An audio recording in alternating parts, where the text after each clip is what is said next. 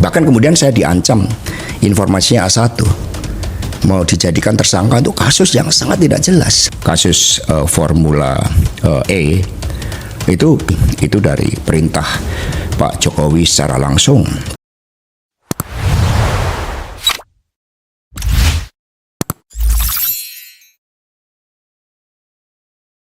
Di depan mikrofon di meja panas Akbar Faisal Anzensor ini, saya masih menimbang apa opening saya. Sebab sejujurnya dua tamu saya ini berjanji membawa sebuah informasi yang potongan informasinya kepada saya sejak tadi pagi itu membuat saya kaget-kaget.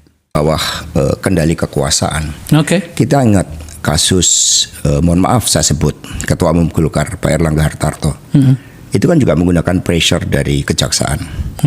Kemudian KPK juga digunakan sebagai pressure dalam kepentingan politik. Kan cukup banyak. Tiba-tiba di Banten, Sungai Airin, meskipun kita juga tahu terhadap backgroundnya, tapi tiba-tiba muncul suatu persoalan. Kader-kader PDI Perjuangan begitu banyak tekanan. Di Sulawesi Utara itu Partai Coklat yang bermain, sama dengan di Jakarta, di Jawa Timur, di Sumatera Utara, itu Partai Coklat itu super powerful karena mereka punya agenda-agenda politik terhadap apa? Aliansi kekuasaan sang raja dengan Jokowi. Dan sebelumnya kan sudah terjadi prekondisi. Saya masih ingat Anies Baswedan. Ketika Anies Baswedan itu dikriminalisasi, itu Pak Presiden Jokowi berbicara dengan saya.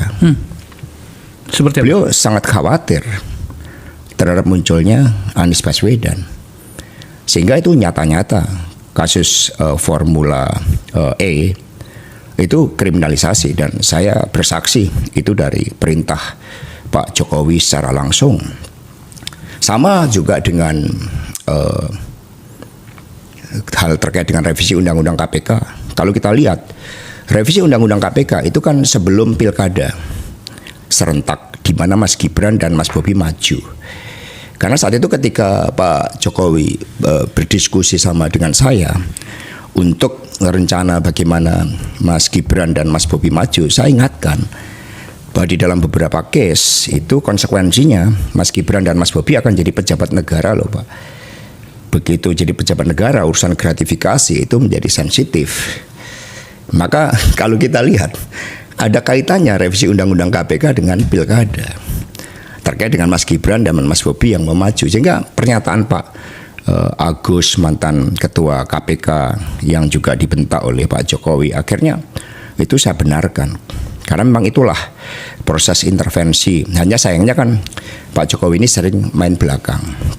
Berbeda Pak Prabowo yang sikapnya kesatria gitu kan. Diminta dukung Lutfi aja itu menunjukkan sikap yang jauh berbeda. Itu kan ekspresi yang disampaikan kepada rakyat bahwa saya menyampaikan ini di rumah Pak Jokowi pada hari Minggu. Itu kan pada akhirnya rakyat menangkap itu sebagai suatu bentuk pesanan. Bagaimana perlakuan terhadap seorang presiden yang berdaulat pun seperti itu. Akhirnya kan rakyat bersikap kritis. Nah sehingga kerusakan sistem hukum itu by design. Termasuk persoalan yang muncul antara Pak Firly kemudian dengan Pak Sigit Listio terkait dengan proses kriminalisasi Anies. Jadi semua sudah by design. Mengapa ini saya sampaikan? Saya pikir semuanya sudah selesai ketika Pilpres. Kita juga sudah datang, seluruh anggota legislatif PDI Perjuangan hadir semua. Diminta hadir oleh Bu Mega. Perintah langsung Ibu tertulis menghadiri, wajib hadir pelantikan Presiden Prabowo Subianto dan Wapres Gibran. Tapi ternyata itu tidak cukup. Bahkan kemudian saya diancam informasinya A1 mau dijadikan tersangka untuk kasus yang sangat tidak jelas. Berbeda kasus Sambo. Kaitannya kemana? Judi online, narkoba. Itu kan mendapat backing dari Partai Coklat, kemudian judi kemudian tambang-tambang ilegal. Semua tahu itu kan dimobilisasi untuk kepentingan dana pergerakan Pilpres. Tapi ketika urusan seperti ini sama dikejar, saya melawan. Saya jadi ingat ketika pada tahun 30 ada 4 kader PNI di Ciamis. hanya teriak merdeka, merdeka, dan merdeka sekarang karena bergelora spiritnya Bung Karno. Mereka dikenakan hukuman gantung, Bung. 4 kader ini. Lalu salah satu yang akan menjalani hukuman gantung itu kemudian bisa berkirim surat kepada Bung Karno dan mengatakan, Bung Karno, besok saya akan menjalani hukuman gantung dengan mulut tersenyum, dengan keyakinan, karena saya yakin Bung Karno akan memerdekakan Republik ini. Jadi untuk merdeka, banyak yang siap digantung dengan tersenyum, yang mencurahkan nyawanya. Peristiwa 10 November, ribuan orang meninggal mengalahkan yang namanya bala tentara sekutu pemenang Perang Dunia Kedua. Mosok saya hanya menghadapi ancaman aja takut, saya bongkar. Itu yang kita lakukan. Jadi saya nyatakan di sini bahwa Anies Baswedan kriminalisasi itu perintah dari Presiden Jokowi. Mas Hasto, saya yang sedang menata pikiran saya mendengarkan ini, karena sedikit banyaknya dan beberapa bagian kita bersama, saya terlibat di dalam proses-proses Pak Jokowi naik ke kekuasaan. Tapi sejujurnya saya tampaknya tidak cukup siap mendengarkan semua apa yang Anda katakan ini. Ada satu kalimat yang perlu saya sampaikan pada Anda di hadapan penonton ini. Anda sadar betul menyampaikan semua ini? Oh, saya sangat sadar. Saya menyongsong badai. Sama dengan Bung Karno dulu. Ketika berteriak Indonesia merdeka sekarang dan sekarang, Bung Karno mengatakan saya dianggap gila ketika mengatakan Indonesia merdeka ketika Pasifik membara. Tetapi saya siap menuju penjara sekalipun, kata Bung Karno, karena saya yakin di dalam perjuangan untuk bangsa dan negara, satu mati akan tumbuh 1000. Itu Bung Karno yang yakin. Masa kemudian kita sebagai murid-murid Bung Karno lalu takut dan membiarkan seluruh kekuasaan ini dibiarkan hanya ambisi seorang raja yang oleh Dr. Sukidi itu dikatakan punya karakter seperti Hitler, gemar berbohong seperti Pinocchio. Itu kan kita harus berani. Kita ini punya kekuatan nurani. Republik ini dibangun dengan moral force, dengan cita-cita. Bung Karno mengatakan, jangankan sebuah bangsa, sebuah manusia merdeka, cacing saja diinjek-injek melakukan perlawanan. Oke, kalau saya dinyatakan bersalah atas proses-proses itu, tapi pengadilan sudah membuktikan ini begitu banyak puluhan juta seperti Harun Masiku. Karena itu kan kasus seperti orang yang kemudian ditilang polisi, merasa tidak berdaya, kemudian nyuap polisi. Polisinya juga minta, sama-sama di situ. Padahal Harun Masiku saat itu dia punya kedudukan hukum yang kuat berdasarkan keputusan MA untuk dilantik. Dan keputusan pengadilan nggak ada kaitannya dengan saya, tidak ada dana dari saya. Lalu dicari dengan berbagai jebakan-jebakan. Tadi Mbak Koni mengatakan Kusnadi, bagaimana pakai menyamar, pakai berbohong, kemudian merampas, mengintimidasi tanpa ada surat panggilan. Yang justru kita persoalkan adalah ketika pengkhianatan pada cita-cita yang membentuknya. Karena Pak Jokowi itu adalah cita-cita bagaimana seorang rakyat biasa bisa menjadi presiden. Itu kan gagasan idealnya. Itu cermin kedaulatan rakyat dan juga kesetiaan pada konstitusi. Ketika saya di UI ditanya hubungan antara PD Perjuangan Pak Jokowi, Ibu Mega, Pak Jokowi, Ibu Mega melakukan koreksi sama Koni. Ibu Mega nggak ada persoalan. Yang persoalan itu Pak Jokowi, bukan kami yang persoalan dan Pak Jokowi. Pak Jokowi yang punya persoalan karena tidak memahami konstitusi. Kan yang melarang Pak Jokowi untuk 2 atau 3 periode kan bukan kami, bukan Bu Mega. Bu Mega hanya menjalankan perintah konstitusi. Konstitusi mengatakan jabatan presiden itu 2 periode. Itu yang kami jalankan. Pak Jokowi nggak berkenan. Kemudian yang kedua, ketika urusan Israel mau datang, Bu Mega kan memegang komitmen di keputusan Konferensi Asia Afrika yang ditandatangani 29 negara termasuk Indonesia bagi kita untuk mendukung kemerdekaan Palestina. Dan kalau sudah hal yang sangat prinsip, ya apapun elektoral partai turun itu menjadi suatu konsekuensi di dalam menegakkan kebenaran. Sehingga dua hal itulah yang menjadi salah satu elemen mengapa kemudian Pak Jokowi berbeda dengan kami. Kalau kami tetap sama, kami berikan suatu ruang ekspresi kekuasaan yang begitu besar.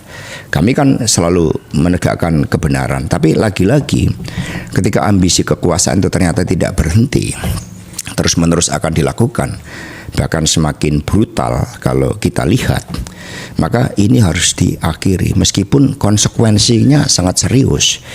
terkait dengan kriminalisasi kader-kader PD Perjuangan.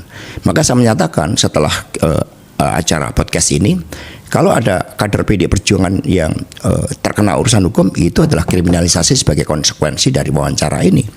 Tetapi saya akan dikatakan oleh Bung Karno, semua harus menjadi bagian dari pengorbanan dari cita-cita. Apa sih cita-cita? Bu Mega kan sampai menangis menyebutkan Indonesia Raya yang sejati-jatinya. Masa kemudian mau dirusak? Prof. Ikrar Bakti mengatakan bahwa Republik ini jangan sampai kalah dengan satu keluarga terdiri 5 orang. Rocky Gerung mengatakan, meskipun beliau bukan anggota PDI, tapi menenggelamkan PDI.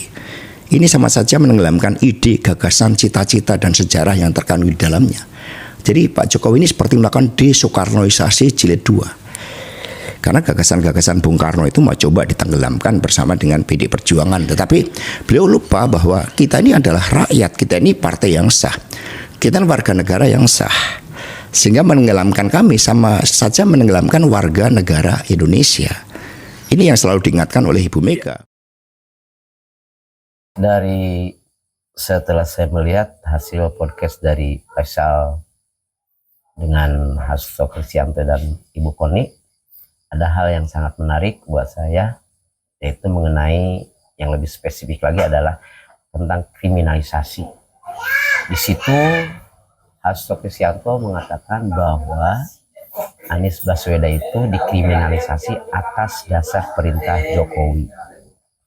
Nah, yang saya tahu, Bapak Jokowi ini tidak ada statement untuk mengkriminalisasi Anies secara langsung. Di situ kelihatan sekali sebelum Anies mencalonkan diri menjadi presiden, yang paling gencar ingin mengkriminalisasi dan mengkritik Anies Baswedan itu justru kader-kader PDI. Jokowi itu kan hanya bukan siapa-siapa. Dari awal juga sudah di setting yang namanya dari wali kota Solo karena memiliki keluguan, ketulusan, kejujuran, kepolosan. Nah, inilah yang dibutuhkan kader ini oleh PDI, makanya menurut saya ini dikaderisasi oleh PDI. Artinya Jokowi ini dimomong oleh PDI menjadi seorang kader. Setelah sekian lama sukses, jadi gubernur sukses, ya, hasil momongan dari PDI. Terus lagi jadi presiden sampai 4 tahun berhasil. Jokowi ini menjadi seorang presiden. Bahkan periode keduanya, yaitu periode kedua, sudah mulai Jokowi sendiri sudah banyak disentil atau gimana ya, mungkin dicubit atau bagaimana gitu kan ya. Akhirnya kebetulan ada pihak-pihak lain yang membutuhkan sosok seperti Jokowi, akhirnya yang siap memomong Jokowi. Nah, namanya istilahnya anak yang dimomong atau orang yang dimomong pasti akan nyari yang memang benar-benar memomong, mungkin tidak nyubit, tidak marah dan sebagainya. Akhirnya seiringnya dengan waktu, maka Jokowi sepertinya pindah momongan. Entah siapa itu momongan itu yang memomong daripada Jokowi ini. Nah, yang jelas pernyataan Hasto Karyo sendiri itu justru statement itu keluarnya bukan dari Jokowi yang jelas terang benderang tentang pencekalan Anies itu. Nampak sekali di beberapa video itu tentang pencekalan Anies dari mulai Formula E dan yang lain, ini khusus ke masalah Formula E ya. Nah, setelah Jokowi ini bisa mendapatkan momongan, nah maka dia sudah agak sedikit membelot. Kalau kata kader PDI itu mengkhianati PDI. Itu kan ya, mengkhianati PDI. Cuma kita pun harus paham ada beberapa hal menurut saya ini kelemahan dari Pak Jokowi itu ketika beliau itu masih mengendarai partai, anggaplah partai PDI, mau melangkah ke suatu tujuan, di tengah jalan dia minta mampir untuk mengambil anaknya dan kebetulan tujuannya sama. Itulah kesalahan dari kelemahan dari Bapak Jokowi. Kenapa harus merekrut anaknya, dicalonkan bahkan di-endorse oleh dia untuk dijadikan wakil presiden dengan berbagai cara. Itu salah satu menurut saya kelemahan dari Bapak Jokowi. Sedangkan Bapak Jokowi itu naik kendaraan orang lain, artinya walaupun dia kader di situ, tapi yang punya kan Ibu Mega. Nah, jelaslah Ibu Mega marah. Makin lama Bu Mega sering nyentil atau menegur dan sebagainya. Karena memang orangnya polos perasa dan yang lain-lain, maka Jokowi akhirnya seiring dengan waktu pindah momongan lah, gitu kan ya. Itu yang pertama. Ketiganya, yang sangat unik sekali tentang Jokowi ini melampaui seiringnya dengan waktu orang yang baru masuk ke dalam partai PDI, walaupun dia mengatakan bahwa dari kecil dari awal juga udah ke PDI, tetapi ketika pengkaderannya ini kan sangat singkat, tiba-tiba muncul dan beliau itu mampu melampaui kemampuannya itu, mampu melampaui dari kader-kader yang lainnya yang sudah lama, bahkan melampaui dari yang punya kader, yang punya partai sendiri. Ibu Megawati contohnya jadi presiden hanya 2 tahun, gitu kan ya. Nah, dia melampaui daripada kader-kader yang lainnya sampai dengan 2 periode, sedangkan yang lainnya tidak mampu seperti itu. Inilah yang dijadikan acuan bahwa kader-kader yang lain itu, lah kenapa barangkali ada pertanyaan juga sepertinya, karena di PDI ini satu suara harus tunduk terhadap pemilik partai. Apapun yang terjadi, misalnya Bu Mega nyalonin siapapun juga akan nurut menurut Bu Mega bagaimana. Nah, mungkin ada perasaan yang lainnya, makanya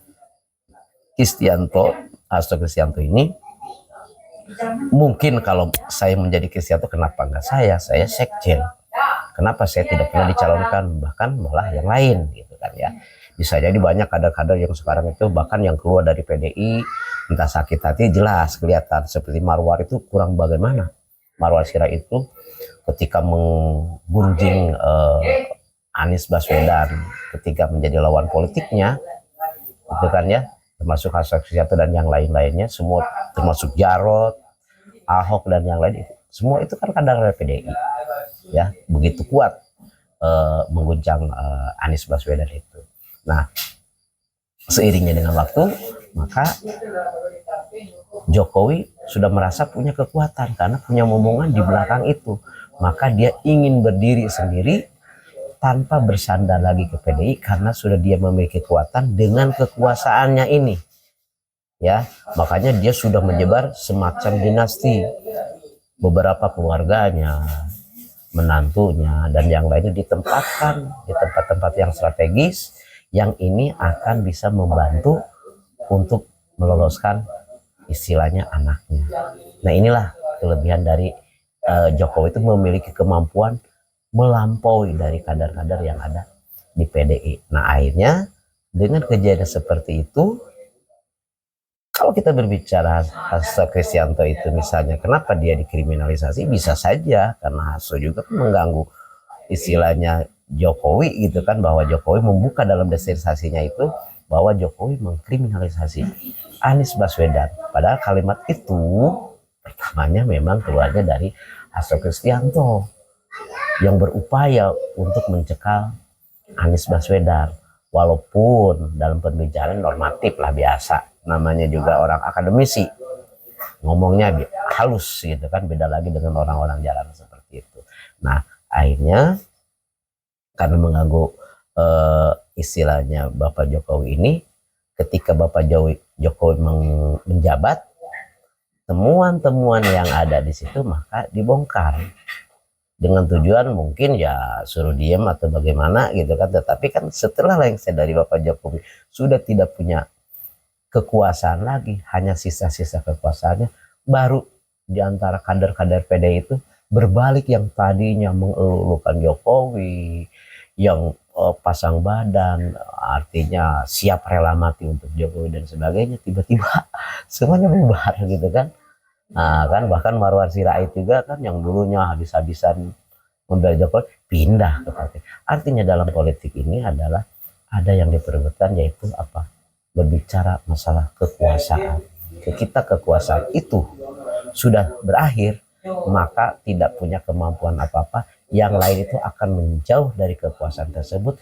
Bahkan kelemahan kekuasaan penguasa yang asalnya mereka dukung akan diobrak-abrik dan dia akan mempromosikan dirinya ke penguasa yang baru. Barangkali itu menurut saya dilihat dari sudut pandang daripada podcastnya Bapak Kristianto dan Ibu Koni. Barangkali itu saja yang saya sampaikan.